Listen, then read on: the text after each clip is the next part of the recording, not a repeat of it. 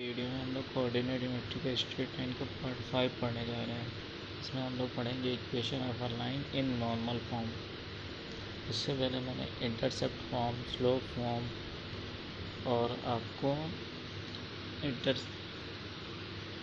Slope कैसे निकाला जाता है उन चीज़ों को मैंने आपको बता दिया है। अब यहाँ पे हम लोग नॉर्मल फॉर्म पढ़ने जा रहे हैं। तो देखिए, नॉर्मल फॉर्म में मैं आपको डायरेक्ट ये फॉर्मूला लिखवा करके भी क्वेश्चन लगवा सकता था कि x cos alpha plus y sin alpha equals to p। But मेरा जो पढ़ाने का तरीका है उसमें है कि आपको बेसिक नॉलेज आपको मिल जाए तो ज़्यादा सही रहेगा कि आप हर तरीके के क्वेश्चन कर लो। ठीक है, तो चलिए स्टार्ट करते हैं। मान लीजिए कि कोई ये हमारे पास एक्सिस है x और y। ये एक्सिस है और ये हमारे पास एक लाइन है L। हमें क्या करना है, इस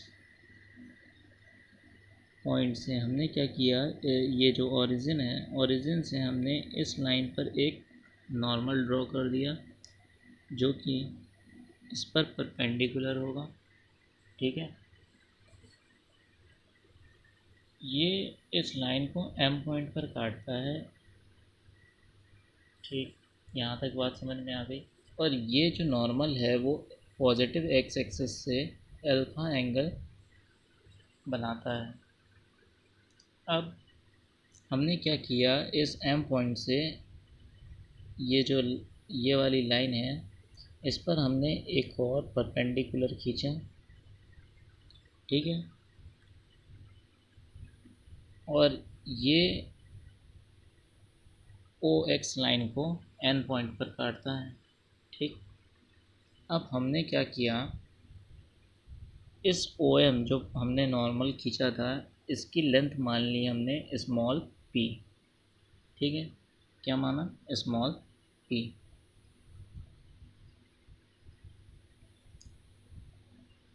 ठीक, यहाँ तक बात समझ में आ गई होगी।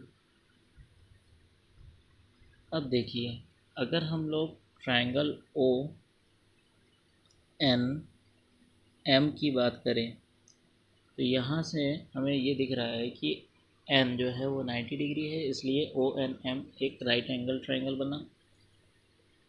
तो यहाँ से अगर हम लोग साइन अल्फ़ा की वैल्यू अगर निकालें तो ये बन जाएगा M N perpendicular upon hypotenuse. Hypotenuse की वैल्यू है पी। तो यहाँ से हमें मिलेगा क्या कि एम एन की जो वैल्यू है वो पी साइन अल्फ़ा हो गई। इसी तरीके से आप जब ओ एन की वैल्यू निकालोगे तो ये तो कॉस होगा। देखो, कॉस अल्फ़ा, कॉस अल्फ़ा बराबर क्या हो जाएगा, बेस अपॉन हाइपोटेनियस। हाइपोटेनियस की वैल्यू फिर पी।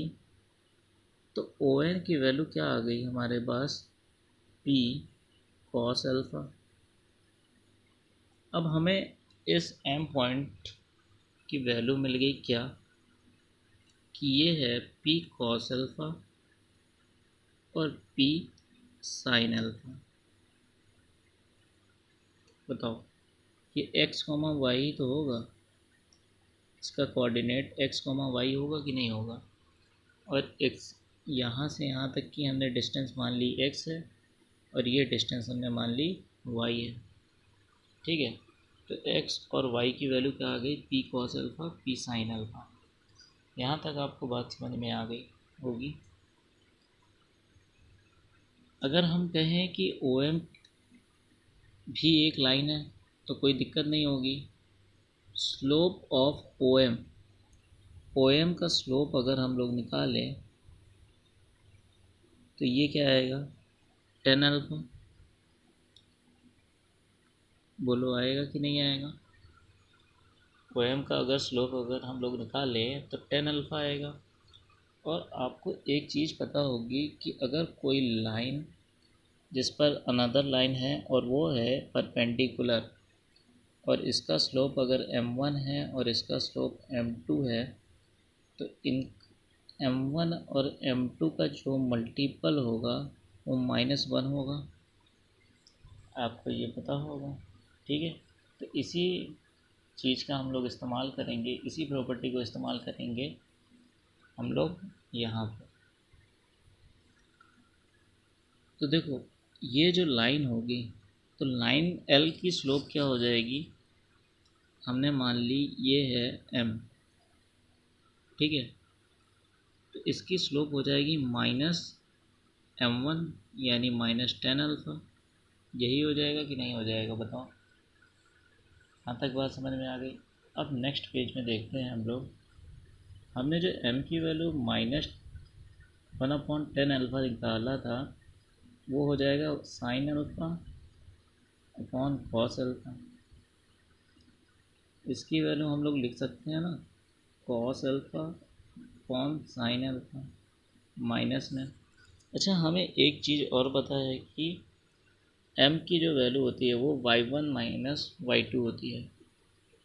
तो y, या सिंपल से समझो कि हमारे पास स्ट्रेट लाइन का फॉर्मूला क्या होता है, y minus y1 equals to m x minus x1।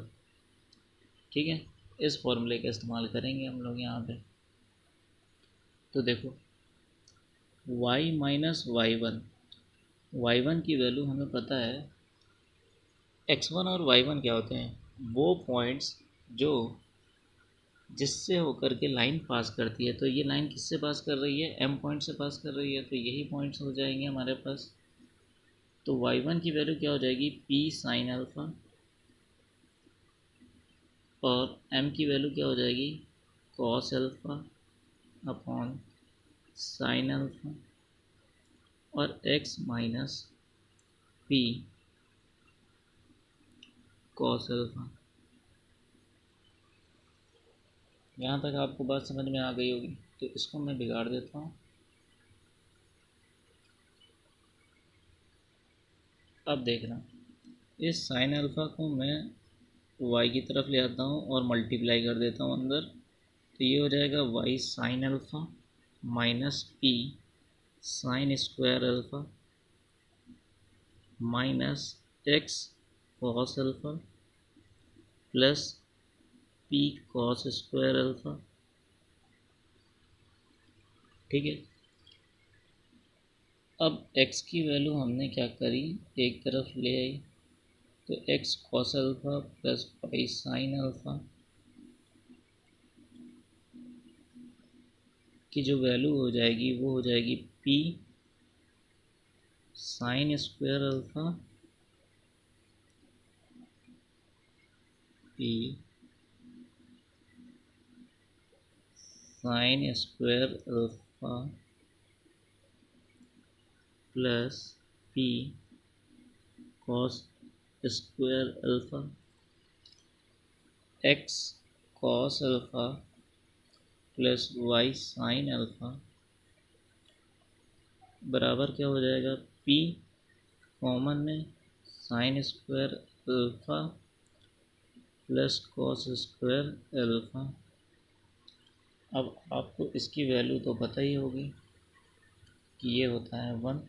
तो x cos alpha plus y sine alpha equals to p, ये हो जाएगा। तो यही तो आपका फॉर्मूला है। इस तरीके से ये फॉर्मूला निकल के आता है। p क्या है, नॉर्मल की डिस्टेंस, यानी o से m तक की डिस्टेंस, लाइन पे पड़े नॉर्मल की डिस्टेंस। ठीक है, और अल्फ़ा क्या है, वो नॉर्मल जो x axis positive x axis से एंगल बना रहा है। ठीक, बात समझ में आ गई। यहाँ तक आपको समझ में आ गया होगा। चलिए अब क्वेश्चन करते हैं। Find the equation of a line whose perpendicular distance from the origin is 5, यानी p की वैल्यू यहाँ पे 5 दे रखी हुई है, and the angle between the positive direction of the x axis and the perpendicular, यानी अल्फ़ा की वैल्यू दे रखी हुई है 30 डिग्री। तो अब हम लोग फॉर्मूला लगाएंगे क्या, x cos alpha plus y sine alpha बराबर पी। cos 30 की वैल्यू क्या होती है, जल्दी से बताना, जल्दी से। √3/2 प्लस वाई साइन 30 1/2 = 5। तो यहाँ से आप एलसीएम ले लो, √x प्लस वाई हो जाएगा 10। यही आपका रिक्वायर्ड आंसर होगा।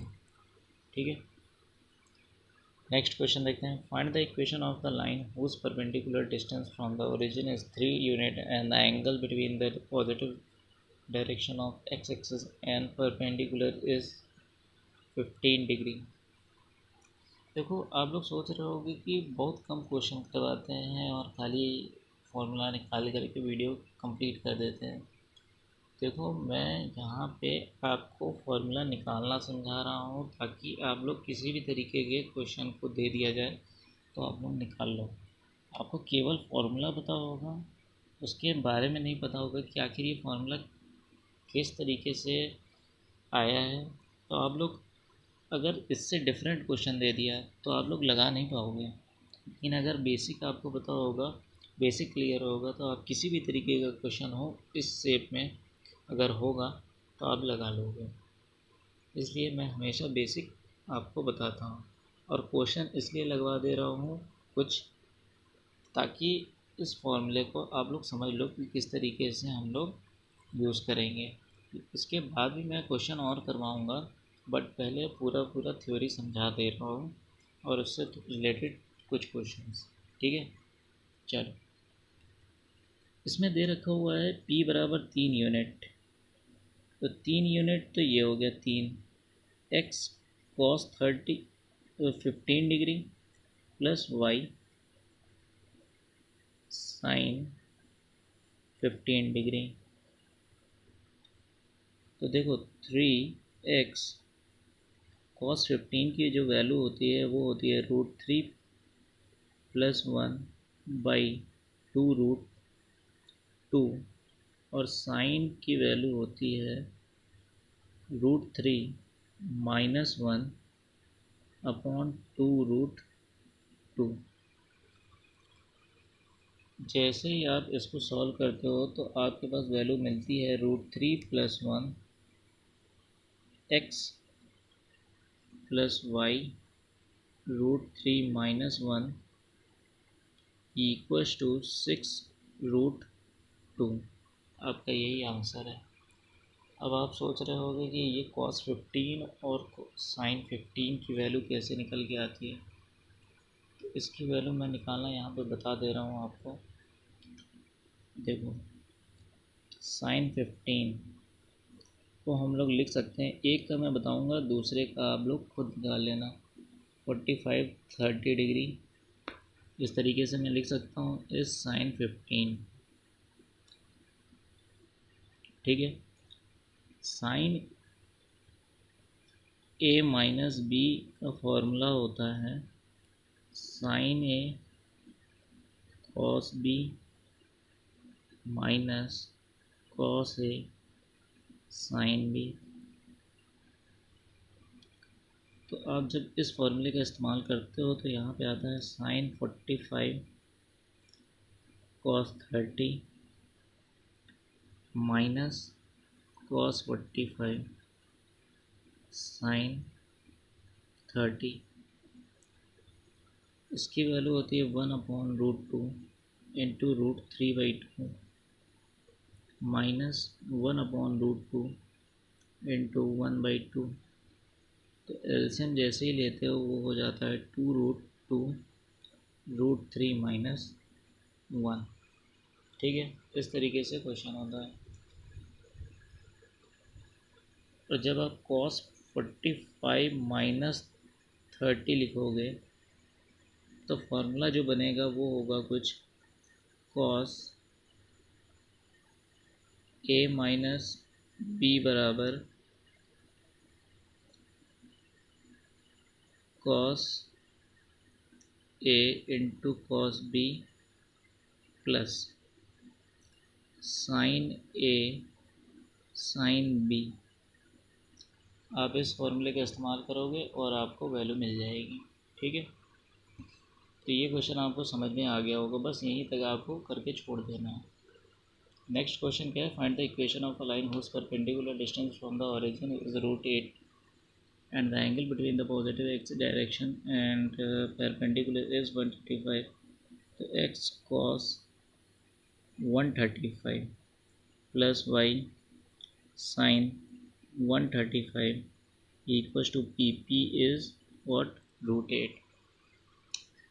cos 135 आपको निकालना मैंने बताया है 180 माइनस 45 करोगे, और 180 माइनस 45 ये होता है साइन का घर, इसलिए ये हो जाएगा x minus 1/√2 plus Y sine 180 minus, यानी ये तो घर होता ही है साइन का, तो 1/√2 इक्वल्स टू √8। तो ये हो जाएगा y minus X equals to √8 into √2, √8 into √2 यानी ये हो जाएगा 4। तो ये आपका रिक्वायर्ड आंसर हो जाएगा, यानी आपका जो आंसर होगा आप इस तरीके से भी लिख सकते हो, x minus Y plus 4 equals to 0। तो आज की वीडियो में बस इतना ही। आपको अगर ये वीडियो अच्छी लगी हो तो लाइक कर देना और अपने दोस्तों में ज़्यादा से ज़्यादा शेयर करो ताकि उनको बेनिफिट हो सके। धन्यवाद।